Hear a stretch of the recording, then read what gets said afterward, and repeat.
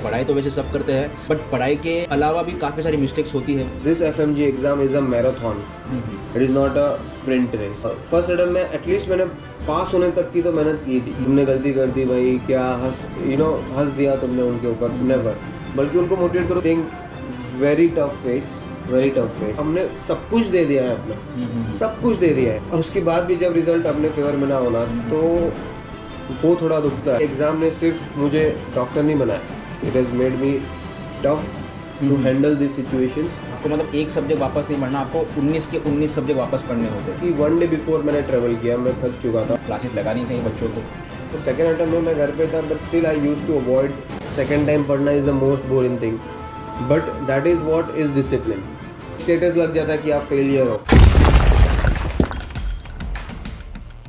Hello guys, तो welcome back to another video. और my name is doctor Janardan और I am currently posted in Nair hospital Mumbai for my internship. FMG मेरा जो था जैन 2024 में क्लियर हो गया था। एंड अभी हमारे जो गेस्ट है आज के है डॉक्टर ध्रुव हांडिया। तो इनके नाम के आगे अभी डॉक्टर लगाना ही पड़ेगा, क्योंकि इनका जो है FMG जो था, जो जून का था, वो क्लियर हो गया है इनका। तो आप हमारे गेस्ट है, तो आज कुछ बताना चाहेंगे आप? बस वैसे तो अगर आप ये चैनल देखते आ रहे हैं तो हम दोनों को काफ़ी साथ में देखा होगा, लेकिन बस थोड़ा 6 महीने का डिफरेंस आ गया हमारे ये साथ में आने में। तो हम लोग सब कुछ साथ में किए, ग्रेजुएशन, पढ़ाई, हिच हाइकिंग, जो भी आप ये चैनल स्टार्टिंग से देख रहे हैं। और यहाँ पे हम साथ में बैठे हैं एज अ डॉक्टर्स भी। तो ऑफ कोर्स फीलिंग बहुत ही अच्छी आती है। प्राउड मोमेंट है, प्राउड मोमेंट है, यस। सब कुछ हमने साथ में किया। एंड इनका जो था मतलब FMG इन्होंने जैन में मेरे साथ दिया था, but due to some reasons, को क्या रीजंस थे वो वीडियो में डिस्कस करेंगे। इनका कुछ रीजंस की वजह से, थोड़े मार्क्स की वजह से जैन वाला रह गया था, तो वो ही अब डिस्कस करेंगे। इनका यही मोटिव है हमारा वीडियो का, जो मतलब जूनियर्स लोग जो देख रहे हैं हमारा वीडियो, वो सेम मिस्टेक ना करे। काफ़ी लोग मिस्टेक करते हैं वो, बट डिस्कस मतलब वो आ नहीं पाती बाहर कि क्या मिस्टेक एग्जैक्टली की थी, और प्रॉपर गाइडेंस मिल नहीं पाता। पढ़ाई तो वैसे सब करते हैं, बट पढ़ाई के अलावा भी काफ़ी सारी मिस्टेक्स होती है, वो स्टूडेंट्स करते हैं। तो वो हम डिस्कस करेंगे आज डॉक्टर ध्रुव के साथ। वो स्टार्ट करते हैं स्टार्टिंग से, मतलब फर्स्ट अटेम्प्ट आपने दिया था जैन 2024 में, तो वो एग्ज़ाम आपने दिया था, बस आपका 4-5 मार्क्स से FMG एग्ज़ाम रह गया था। तो आपने पढ़ाई तो, आप जैसे आपने बताया कि पढ़ाई तो किया था आपने, तो क्या क्या मिस्टेक आपने की थी फर्स्ट अटेम्प्ट में? अब कैसा जर्नी रहा फर्स्ट अटेम्प्ट, मतलब और कहाँ से कैसे प्रिपेयर किया, तो थोड़ा बताइए ऑडियंस को। देखो, व्हाट आई फील इज़ कि जब हम किसी चीज़ में फेल हो जाते हैं तब हमें लगता है कि हमने कुछ मिस्टेक की थी। इस बार even if I have pass the exam, मुझे ये लगता है कि मिस्टेक्स तो इस बार भी हुई है। तो ऐसा नहीं है कि मिस्टेक्स आप कभी नहीं करते। आप पास हो गए मतलब आपने मिस्टेक नहीं की। तो मैं यही कहना चाहूँगा कि फ़र्स्ट टाइम में भी अच्छा ही मेरा प्रिपरेशन था, बट मिस्टेक्स जो थी वो क्या थी वो भी हम डिस्कस करेंगे। तो सबसे पहले तो मैं यही बोलना चाहूँगा कि मैंने जब मैं रशिया से ग्रेजुएट हुआ तब मैंने एक अपना क्लास लगा दिया था। हाँ, तो उससे दिल्ली में लगाया था। हाँ, तो फिर पहले मैंने दिल्ली में एक क्लास लगा दिया था। तो जैसे मैं रशिया से आया, ग्रेजुएशन हुआ, वैसे ही मैं आके यहाँ पे घर पे आया थोड़ा, और फिर यहाँ से गौतम नगर चला गया। तो गौतम नगर जाते ही मैंने क्लास लगाया। और कैसा है कि हमारी आदत नहीं होती कि 10-10 घंटे बैठने की, तो वही स्टार्टिंग से स्लोली मैं करता गया। और एक चीज़ हमेशा याद रखनी कि this FMG exam is a marathon, it is not a sprint race. अच्छा, मतलब आपको कांस्टेंट रेगुलर रहना चाहिए पढ़ाई करते समय, मतलब एवरी डे। यस, क्योंकि क्या होता है कि स्टार्टिंग से हमारे जब 10-10, 12-12 घंटे के क्लास लगते हैं तो, और हम मोटिवेटेड होते हैं। लाइक कुछ लोग मुझे देख के होंगे, कुछ लोग किसी सीनियर्स को देखे होंगे। जैसे मैंने खुद अपने सीनियर्स को देख के मोटिवेशन लिया था कि भाई मतलब इन्होंने कितनी मेहनत की, चलो मुझे भी ट्राई करना है। सो हम वो फोर्स से, वो जोश से स्टार्ट करते हैं, एंड देन कहीं ना कहीं 1-2 महीने के बाद हम पूरा हमारा एनर्जी ड्रेन हो जाता है। तो इट्स अ मैराथन। तो मैराथन में हम क्या करते हैं, स्टार्टिंग में स्लो भागते हैं, तो slowly gradually catch up the speed, और फिर उसको कंटिन्यू करना है। तो वही मैं करता गया।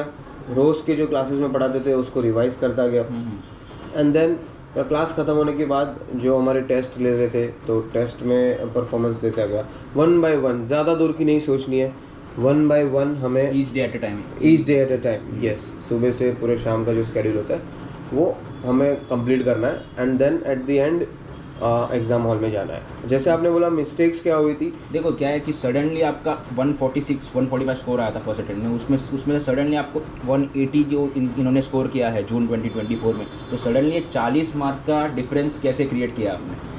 ये मिस्टेक्स पहले क्या की थी और अभी आपने वो मिस्टेक्स अवॉइड कैसे की, तो ये ऑडियंस जानना चाहेंगे अपनी, जो भी जूनियर्स देख रहे हैं। सी जो गैप है हाँ। वो बहुत ज़्यादा है, मतलब स्टार्टिंग से फर्स्ट अटेम्प्ट से भी, बट मुझे लगता है कि क्या मैंने सेकेंड अटेम्प्ट में किया था ज़्यादा। फर्स्ट अटेम्प्ट में एटलीस्ट मैंने पास होने तक की तो मेहनत की थी, मतलब I was able to do that type of hard work जिससे मैं पास हो जाऊँ। बट सेकेंड अटेम्प्ट में मैंने क्या एक्स्ट्रा किया, तो मैंने कॉन्सेप्ट्स ज़्यादा बिल्डअप अच्छे से किए थे। जो रटोफिकेशन होता है, हमें लगता है कि ठीक है ये रट्टा मार के will go to the exam hall, but उससे कहीं ना कहीं कुछ ना कुछ कमी रह जाती है। अच्छा। तो मैंने कॉन्सेप्ट्स को ज़्यादा अच्छे से बिल्ड किए थे। कोई भी टॉपिक है तो उसको इमेजिनेशन से, या फिर अगर मेरी फैमिली में या फिर कहीं और फ्रेंड सर्कल में उनको कोई प्रॉब्लम है तो क्या मेडिसिन ले रहे, क्या उनका मैकेनिज्म ऑफ एक्शन होता है, तो वैसे रियल लाइफ सिनेरियो बना के जब मैंने पढ़ाई की तो एक ज़्यादा बूस्ट मिला।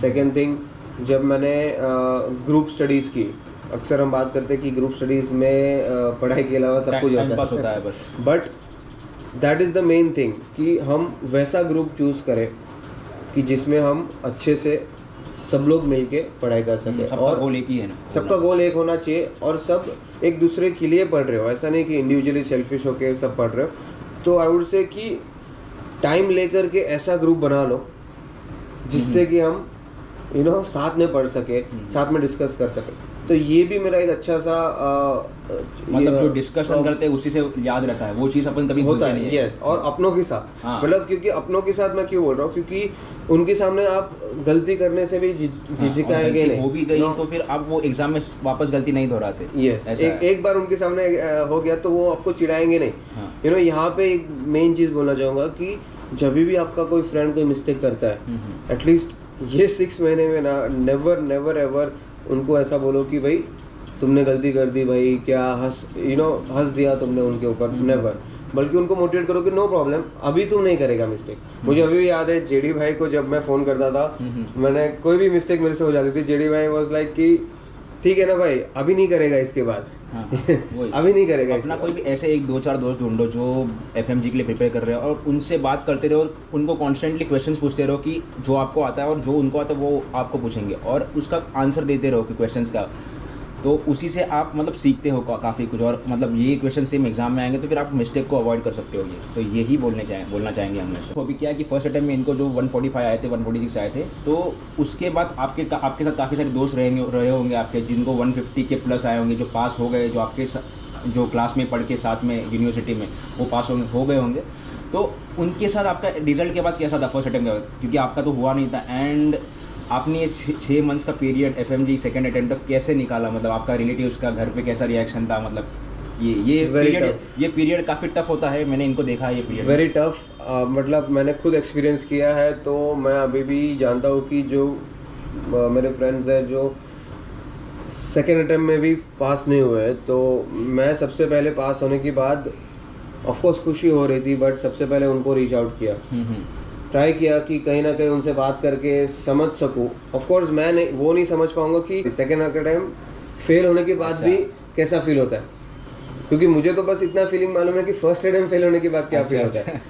But I think very tough face, and it's not only about कि आपके फ्रेंड्स चले गए आगे, चलो हम एक तरफ से उनके लिए खुश भी है, बट सोशल प्रेशर, कोई भी आगे पूछेगा, and when someone questions you कि क्या चल रहा है अभी, क्या हो गया एग्जाम का, रिजल्ट्स के बारे में पूछते हैं। एंड जब हमने कुछ नहीं किया होता ना जेडी भाई, जब कुछ नहीं किया होता एंड जब रिजल्ट ऐसा आए तो फर्क नहीं पड़ता है, मतलब इतना नहीं लगता है। बट जब हमने सब कुछ दे दिया है अपना, सब कुछ दे दिया है, और उसके बाद भी जब रिजल्ट अपने फेवर में ना होना, तो वो थोड़ा दुखता है, बहुत दुखता है।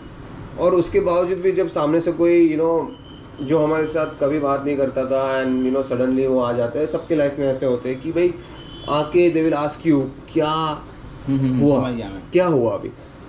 वेरी टफ फेस, बहुत कुछ हैंडल करना है। और ये एग्ज़ाम ने सिर्फ मुझे डॉक्टर नहीं बनाया, it has made me tough to handle this situations. Tough ये फेज़ रहता है, बट उसमें मैं हमेशा बोलूँगा कि आपके पेरेंट्स, आपके जो रियल फ्रेंड्स हैं, जो सभी लोग फ्रेंड्स हैं, बट जो आपको आपके साथ हमेशा रहते थे, जैसे मेरे केस में जेडी भाई थे हमेशा, और पेरेंट्स, उनका सपोर्ट हमेशा आपके ऊपर रहेगा। तो उनके साथ थोड़ा टाइम स्पेंड कीजिए एंड धीरे धीरे ना बैठिए, एनालाइज कीजिए।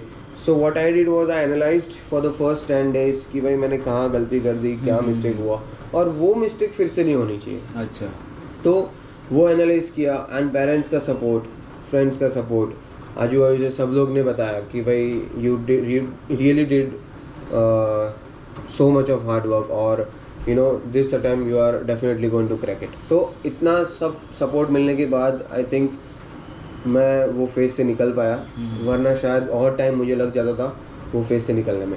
वही, ये काफ़ी टफ पीरियड होता है। आपको मतलब एक सब्जेक्ट वापस नहीं पढ़ना, आपको 19 के 19 सब्जेक्ट वापस पढ़ने होते हैं, ठीक है।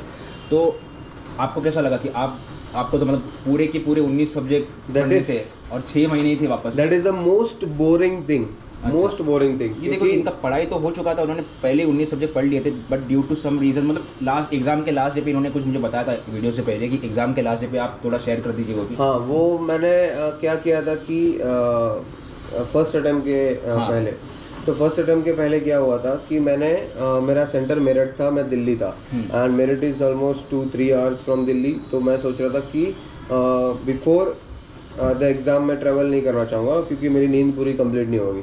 उसके लिए मैंने एक दिन पहले ट्रैवल किया कि मैं जाके मेरठ जाके I will you know have a good sleep and then go for the exam. But वही उल्टा मुझे और प्रॉब्लमेटिक बना दिया, क्योंकि you know travelling 1 day before exam to your exam centre is not recommended, because आपका बॉडी पूरा थक जाएगा। एंड यू नो एग्ज़ाम से पहले किसी को नींद नहीं आती, ओके, किसी को नींद नहीं आती। सो यू नो हमेशा यू नो मैंने सुना ऐसा कि our body needs rest, our body doesn't need sleep. मतलब स्लीप चाहिए, but the more important is rest. अगर आप जस्ट लेटे हुए हो without any thoughts, any tension, you know just लेटे हुए हो, नींद नहीं भी आई, your body is ready for the exam. So 2-4 घंटे की भी नींद इज़ ओके। बट मेरे हिसाब में, मेरे सिचुएशन में क्या हुआ था कि 1 day बिफोर मैंने ट्रैवल किया, मैं थक चुका था, रात को टेंशन भी हो रहा था, और मैंने प्लान भी किया था कि इस दिन मैं ये करूँगा, बट ट्रैवलिंग के कारण नहीं हुआ, थकने के कारण नहीं हुआ। सो वही टेंशन के कारण मैं सो नहीं पाया। अच्छा। एंड एग्ज़ाम वाले दिन वहीं पे मुझे सेकेंड हाफ में जो था बहुत ज़्यादा हेडेक, स्लीपीनेस एंड वही ड्राउजीनेस हो रहा था, तो जिसके कारण मुझे लग रहा है कि वो थोड़े सिचुएशन में आने वाले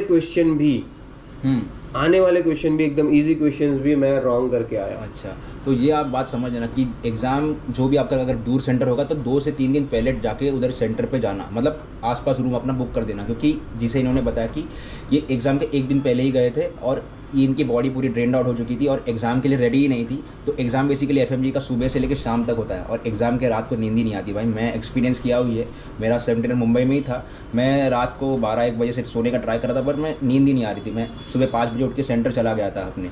तो ऐसा सीन होता है। तो फिर आप 2-3 दिन पहले ट्रैवल करिएगा। बताइए फिर एग्ज़ाम डे पे मतलब हम क्या कर सकते हैं जो, ताकि आप, क्योंकि पूरा दिन एग्ज़ाम रहता है। सी एग्ज़ाम डे के लिए ना, मुझे पहले एग्ज़ाम डे सबका निकल जाता है, बिकॉज सब टेंशन में होते हैं, पता नहीं चलता टाइम कहाँ चला गया। तो एग्ज़ाम डे एक नहीं है, हमारा एग्ज़ाम डे 2 है, the day of exam and the day before the exam, according to me. तो हमें क्या करना है कि we always tend to plan beforehand कि हम इस दिन पे ये करेंगे। एग्ज़ाम के 2 दिन पहले सारे LRR, revision videos, notes, you know किसी को इमेजेस देखने हैं, सब एक बार देख लेंगे, ओके, नो प्रॉब्लम। बट एक दिन पहले का प्लान मत रखो। जो मैंने इस बार किया था, 6 जुलाई को एग्ज़ाम थी, 5 जुलाई को मेरा कोई प्लान नहीं था, नथिंग, ब्लैंक। मेरा प्लान एंड हो रहा था 4 जुलाई पे। 4 जुलाई तक मुझे सब खत्म करना है जो भी मैंने प्लान किया था। एंड 5 जुलाई में सुबह उठ के आई वाज सो रिलैक्स्ड कि मुझे मतलब सब कुछ हो गया है 4 तक। नाउ क्या है, अभी क्या करना है कि जो भी सामने दिख रहा है, जैसे टेलीग्राम खोल दिया, कोई टीचर ने कुछ डाल दिया, LRR लास्ट मोमेंट, लास्ट की पॉइंट्स टू सी, कुछ MCQs है, कुछ इमेजेस है, क्या होता है कि इफ़ यू प्लान और वो नहीं हुआ तो टेंशन ज़्यादा हो जाता है। बराबर। तो प्लान मत करो और फिर करो, मतलब 4th तक प्लान खत्म हो जाना चाहिए और फिर 5th को जस्ट रिलैक्स, जो भी माइंड में रैंडम थॉट्स आएंगे, अरे ये नहीं आता, वो बोल रहा हूँ, सही बोला आपने। होता था आपको? ऐसा ही होता है कि वो बोल रहा हूँ, ये नहीं आता, फिर ये होता है कि भाई एक बार ये देख लेता हूँ, बट आपको सब याद है, वो लास्ट मोमेंट पे आप पैनिक करते हो, तो 5th को कर लो, 5th को देख लो सब, मतलब एग्जाम के एक दिन पहले सब देख लिया मैंने। और उस दिन मैं बोल रहा हूँ 6 घंटे की अच्छी नींद मैंने एग्जाम के पहले ली, और एग्जाम डे पे मैं एकदम अवेक था, मुझे कोई नैप की भी ज़रूरत नहीं पड़ी, एंड परफेक्टली मैंने वो आंसर्स किए थे। तो ये स्ट्रेटेजी होनी चाहिए एग्ज़ाम दिन के पहले की। और एग्ज़ाम डे पे भी जो होता है कि आप जाते हो तभी आजू बाजू सब डिस्कस करते होते, जस्ट इग्नोर, जाओ अपने सीट पे बैठो एंड देन एग्जाम देना है। लोगों को एक मेजर डाउट रहता है कि क्लासेस लगाए कि नहीं। मेरे को बहुत सारे मैसेजेस आते हैं मेरी यूनिवर्सिटी के बच्चों के कि भैया क्लासेस लगाए कि नहीं, और क्लासेस लगाए तो कौन सी लगाए। तो कौन सी क्लासेस लगानी है तो हम बताएंगे नहीं आपको, क्योंकि कोई भी आप अपने रिसर्च करके लगा सकते हो वैसे, बट क्लासेस किसको किसको लगानी चाहिए और क्लासेस लगानी ही चाहिए या फिर क्लासेस लगाने से आपका निकल ही जाएगा FMG एग्ज़ाम। तो ये थोड़े मिसकॉन्सेप्शंस लोगों के दिमाग में होते हैं कि क्लासेस लगाने से निकल ही जाएगा, तो ये सब डिस्कस करेंगे। तो थोड़ा आप बताएं, क्या क्लासेस लगानी चाहिए बच्चों को? नहीं, मेरे हिसाब से तो कैसा है कि ये MBBS या फिर मेडिकल साइंस जो है 19 सब्जेक्ट्स का एक महासागर है। हाँ। जैसे राजीव धवन सर बोलते हैं कि ये बहुत बड़ा सागर है, बहुत बड़ी माया है, इसको कोई जान नहीं पाया है, बहुत बड़ी माया है, इसको कोई जान नहीं पाया। तो कैसा होता है कि क्लासेस आपको क्या कराएंगे कि भाई बहुत सारे क्लासेस है, ठीक है, वो आपको क्या करेंगे कि उसमें से कितना पानी पीना है आपको बता देंगे, वैसा। तो मेरे लिए मैंने यही सोचा था कि चलो आई वॉज प्रिपेयर्ड, बट मैं कर लेता हूँ, ऐसा क्लासेस कर लेता हूँ।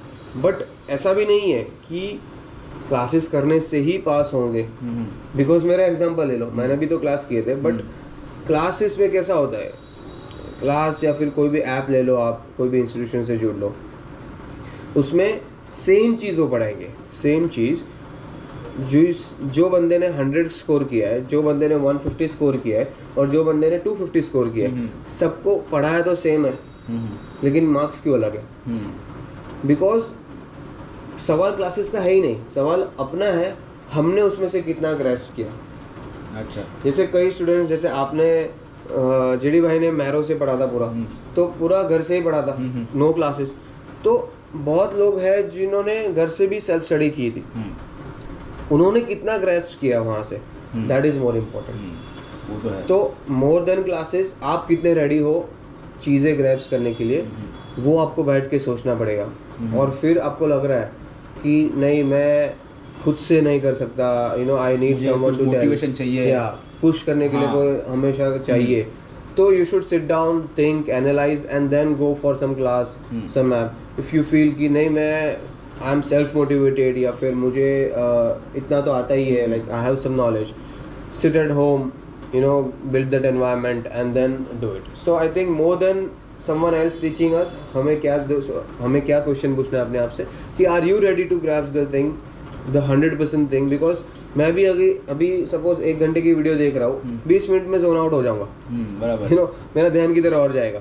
So आपको देखना है कि आप 15 मिनट तक फोकस रह सकते हैं, 1 घंटे तक फोकस रह सकते हैं, 10 घंटे क्लासेस में बैठ सकते हो आप, तो लगा सकते हो। दैट इज द थिंग, वो एक आंसर आपको मिल गया, तो आप क्लासेस लगा सकते हो। और ऐसा नहीं है कि आप क्लासेस नहीं लगाओगे आपका कुछ मिस हो रहा है, ऐसा कुछ भी नहीं है। ये तो नहीं है कि अगर आप क्लास नहीं लगा रहे हो तो आपका मिस हो गया, क्योंकि लाइव एग्जाम्पल आपके सामने यहाँ पे पूरा टाइम घर पे, गौतम नगर भी नहीं गए थे जेडी भाई, और पूरा टाइम घर पे रहकर भी यहाँ पे उन्होंने प्रिपरेशन किया था। मतलब मुझे ऐसा था कि मैं खुद से कर लूँगा। स्टार्टिंग में ऐसा लगा था कि डर कुछ मैं मिस कर रहा हूँ, या फिर मैं कॉन्स्टेंटली टच में रहता था जो गौतम नगर में है कि कैसा चल रहा है वहाँ पे पढ़ाई, बट मेरे को था कि मैं कर दूंगा। 1-2 महीने बाद मुझे कॉन्फिडेंस आ गया था कि मैं FMG एग्ज़ाम हम क्लियर कर देंगे। तो ऐसे लोग जो है तो क्लासेस ना लगाओ तो वो उनके लिए बेटर है, और किसी के लिए मोटिवेशन कॉन्स्टेंट चाहिए तो वो क्लासेस के लिए जा सकते हैं।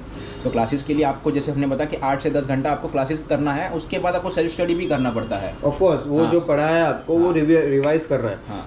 सो ये एक टाइम टेबल आप डिसिप्लिन से फॉलो करते जाओ तो you can go for it. तो आपके पास दोनों सिनारियोज है। हाँ। तो आप चूज करके बैठ के चूज करके देख सकते हैं कि हमें कौन सा बेटर लग रहा है। ऐसा क्लासेस में 8 से 10 घंटे पढ़ने के बाद आपको घर पे आके वही वापस रिवाइज करना है। और अगर आप सेल्फ स्टडी करते हो तो आप खुद ही पढ़ो, कितना भी घंटा हो आपके ऊपर है। 6 घंटा पढ़ो, 7 घंटा पढ़ो, 8 घंटा पढ़ो, आपके ऊपर है, कंप्लीट आपके ऊपर डिपेंड करेगा। तो ये अपना मेजर डाउट जो था वो क्लियर हो गया होगा अभी बच्चों का। सेकेंड अटेम्प्ट में आपका जो सडन 40 मार्क जो बढ़ गया था 145 से लेके 180 तक, तो वो मतलब आपने क्या क्या मिस्टेक, मतलब कैसे प्रिपेयर किया? मतलब आपने फर्स्ट अटेम्प्ट में तो गौतम नगर से पढ़ा था, तो सेकंड अटेम्प्ट में आपने पूरा घर से पढ़ा था, तो वो एक बार शॉर्ट में जर्नी बता दीजिए हमारे स्टूडेंट।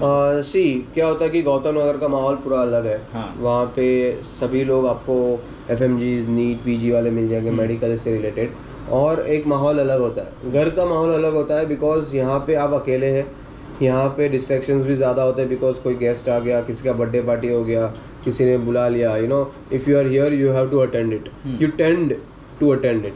बट हमें ऐसा नहीं करना था। तो सेकेंड अटेम्प्ट में मैं घर पे था, but still I use to avoid जहाँ तक मैं कर सकता था। और बेस्ट चीज़ है कि घर का खाना मिल रहा है, सब कुछ काम, कपड़े धोने के लिए भी कोई प्रॉब्लम नहीं हो रहा है, एंड आपको सब कुछ अच्छे से हो रहा है क्योंकि फैमिली आपके साथ है।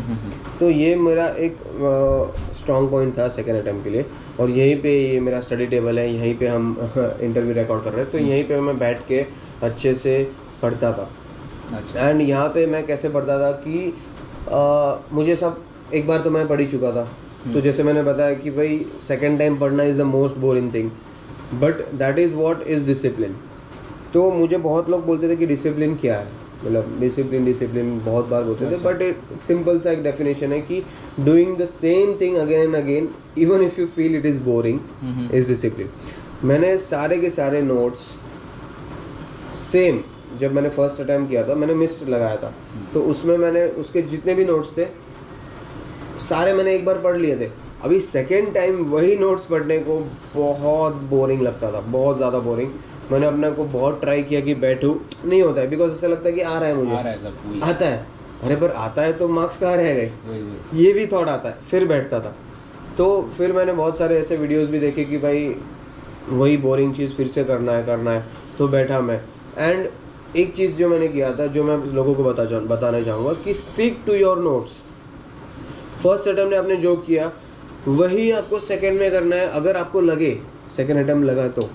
और अगर जो मेरे दोस्त है जिनको थर्ड भी लग चुका है, तो आई वुड सजेस्ट कि प्लीज़ वही पढ़ो जो आपने सेकेंड में पढ़ा था। Because C if you start again किसी और सोर्स से पढ़ रहे हो तो आपको ज़ीरो से स्टार्ट करना पड़ेगा।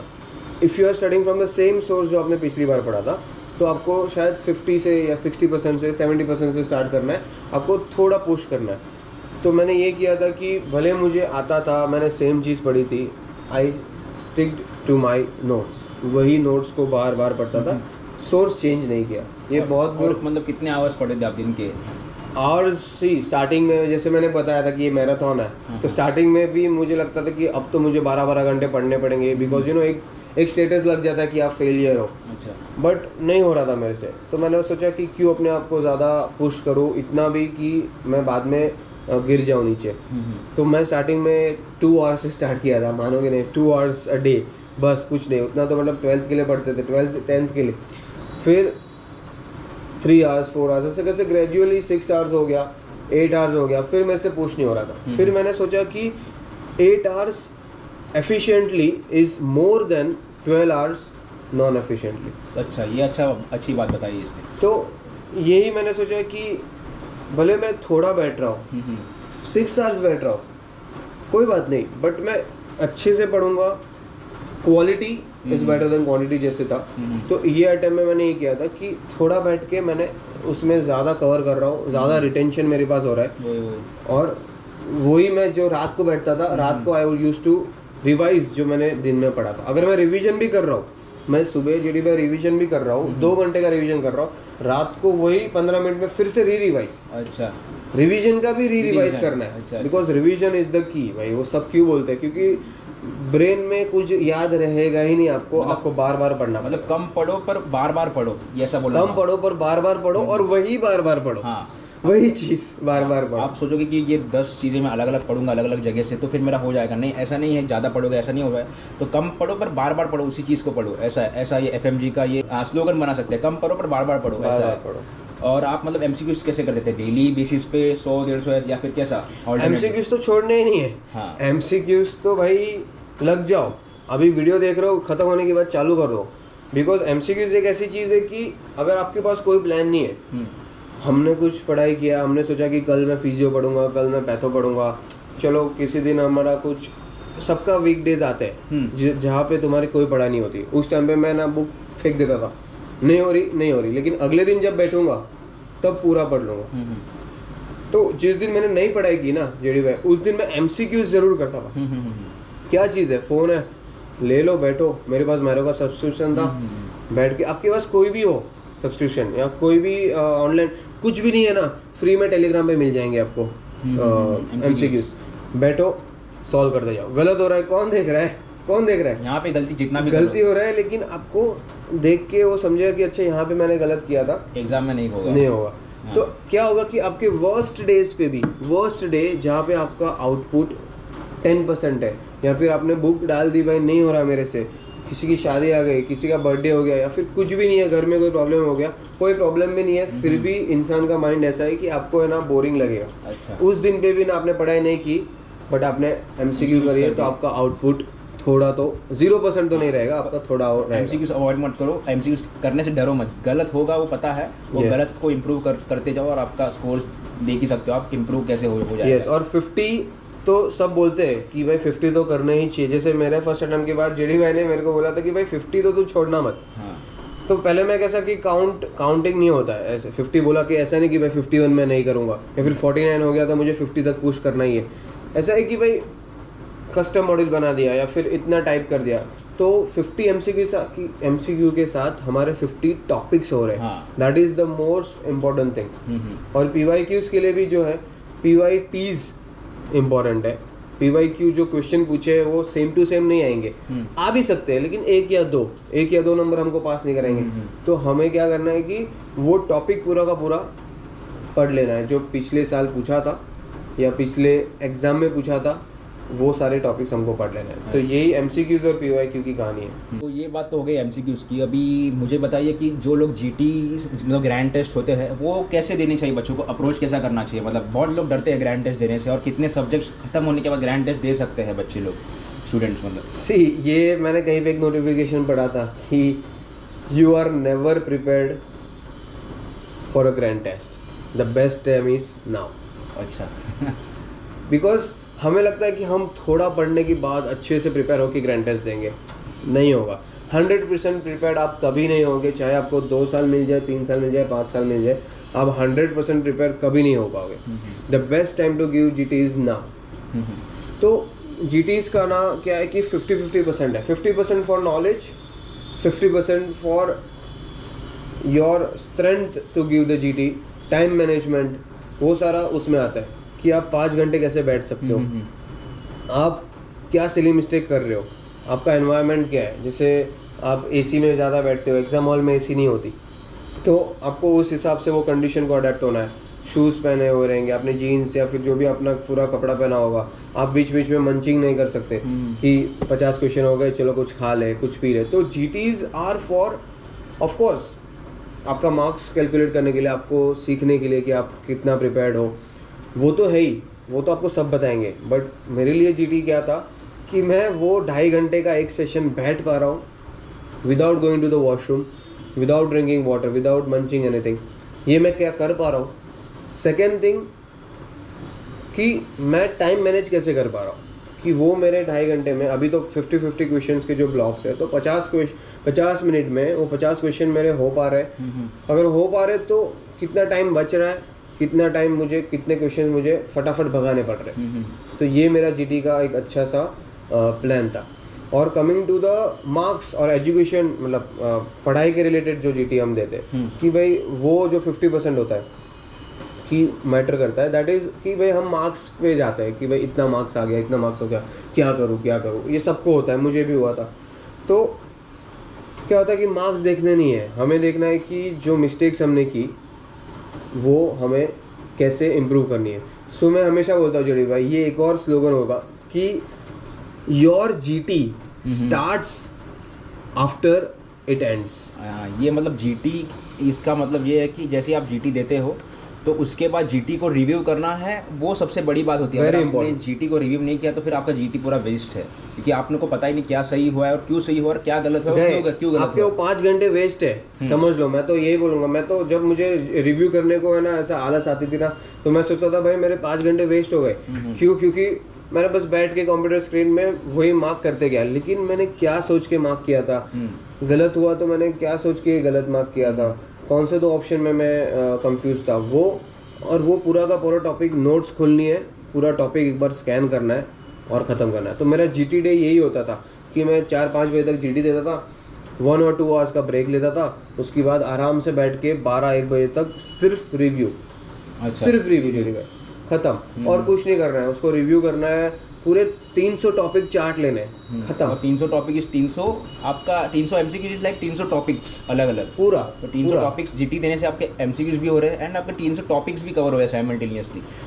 और एक और चीज़ मैं बोलना चाहूँगा कि जीटी जो आप देते हो ना, वो आप जिस सोर्स से अगर आप पढ़ाई कर रहे हो वो सोर्स की ना दें। मतलब अगर आप मैरो से प्रिपेयर कर रहे हो तो प्री प्लैडर या फिर ई गुरुकुल का जीटी दे सकते हो, और ई वो प्रेप से प्रिपेयर कर रहे हो तो फिर मैरो का जीटी दे सकते हो। इन शॉर्ट यही है इसका मतलब। आपके मेजर जो डाउट्स थे वो क्लियर हो ही गए होंगे जीटीज, एमसीक्यूज और क्लासेस के बारे में। तो फिर अभी जो लोगों का नहीं निकला है एफएमजी, जो 2nd, 3rd, 4th अटेम्प्ट के लिए बैठते हैं, काफ़ी सारे हमारे सीनियर्स भी है, ठीक है, किसी को अभी डाउनग्रेड नहीं कर रहे हैं हम, बट रियलिटी को हमको फेस करना ही पड़ेगा।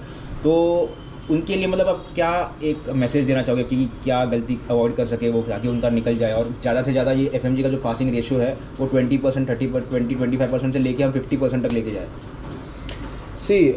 मेरे हिसाब से ना कि 3 चीज़ है जो मैंने ऑलरेडी बोल चुका हूँ, लेकिन एक बार फिर से शॉर्ट टर्म में बोलूँगा कि स्टिक टू योर नोट्स।